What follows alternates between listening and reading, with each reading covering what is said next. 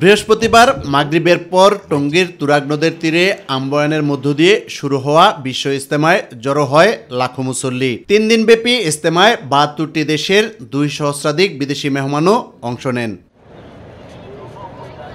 কোরআন ও হাদিসের আলোকে টানা 3 দিন চলে বাংলাদেশ সহ বিশ্বের বিভিন্ন দেশের তাবলিগ জামাতের শীর্ষ উলামায়ে কেরামদের আলোচনা।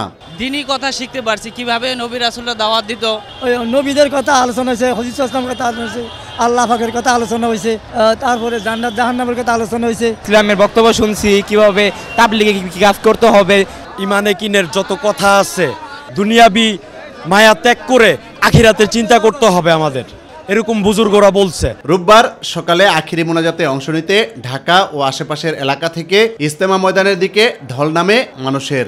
সারা বছর মানুষ 5 কাজ মসজিদের মধ্যে 5 কাজ করে এবং বছরের শেষে নির্ধারিত একটা ডেটের মধ্যে এই ইজতেমার ময়দানে আসে এবং এই ইজতেমা থেকে 1 চিল্লা 3 চিল্লার উদ্দেশ্যে বাংলাদেশ সহ পৃথিবীর দিক দিগন্তে বিভিন্ন দেশে ছড়িয়ে ছিটিয়ে যা আমাদের যে জিম্মাদারি দিয়ে গেছে রাসূল সাল্লাল্লাহু আলাইহি সাল্লাম, সেটা যেন আমরা এখান থেকে শিখে সবসময় আমরা আমল করতে পারি, মানুষকে দাওয়াত দিতে পারি। মোনাজাতের সময় আমিন আমিন ধ্বনিতে মুখরিত হয়ে ওঠে পুরো ইজতেমা ময়দান ও আশেপাশের এলাকা।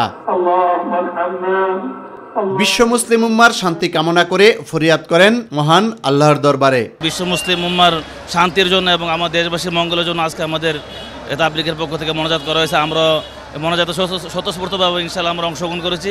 আগামীতে যেন আমরা সবাই মিলেমিশে ঐক্য হয়ে দিনের কাজে সারা দেশব্যাপী আমরা এই মেহনতি কাজ যেন করতে পারি।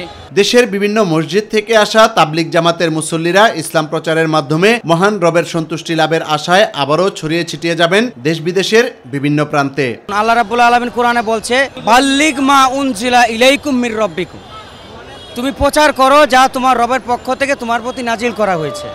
আর যদি এটা না করো তবে তোমার রবের দায়িত্ব তুমি পালন করলে না। কিয়ামত পর্যন্ত যেন এই দিনের কাজ, এই দিনের মেহনত প্রত্যেকটা মানুষের ঘরে ঘরে প্রত্যেকটা মানুষের কাছে পৌঁছাই দিতে পারে, এই জন্য এই মেহনত করা এবং এই জন্যই ইজতেমার ময়দানে আল্লাহর কাছে দোয়া চাওয়া যে আমাদের প্রত্যেকটা মুসলমান হযরত মুহাম্মদ সাল্লাল্লাহু আলাইহি সাল্লামের উম্মত কেউ যেন জাহান্নামে না যায়। তবে আমি 4 মাসের জন্য নিয়ত করেছি, আল্লাহ যদি কবুল করে তাহলে আমি যেতে পারবো। মুনাজাত শেষে ইজতেমা ময়দান থেকে মুসল্লিদের ঢল নামে বাড়ি ও মসজিদের দিকে। পথে পথে ছিল ভোগান্তিও।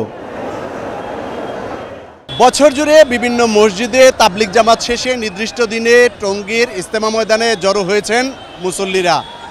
এখান থেকেই বাংলাদেশ সহ বিশ্বের বিভিন্ন প্রান্তে ছুটে যাবেন ইসলাম ধর্মকে প্রচার করার জন্য।